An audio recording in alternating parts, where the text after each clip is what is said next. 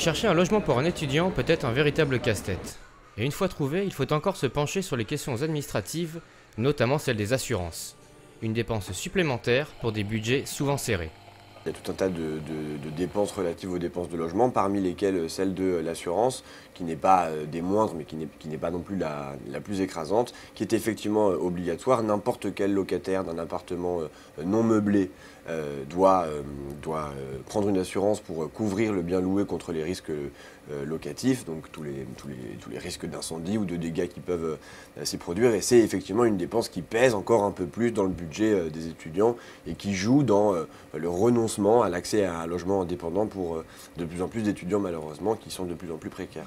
De base, l'assurance habitation couvre la responsabilité civile, les dommages immobiliers et les sinistres comme le vol, le dégât des eaux ou encore l'incendie. Mais par rapport à un contrat classique, pour les étudiants, il existe quelques subtilités intéressantes. Les étudiants, ils ont peu d'argent et donc souvent ils sont obligés d'habiter ensemble. Donc que signifie cette colocation facilitée? C'est qu'un seul souscripteur unique et en fait tous les autres colocataires sont automatiquement assurés. Le deuxième atout, c'est le remboursement en valeur à neuf de l'ensemble des appareils informatiques qui ont moins de 2 ans. Alors en fait, votre indemnité qui vous sera versée va vous permettre de racheter en fait un appareil avec des caractéristiques identiques. Côté tarif, les primes démarrent à quelques euros par an, mais elles peuvent très vite grimper selon un critère très simple. C'est une tarification en fonction du type de logement.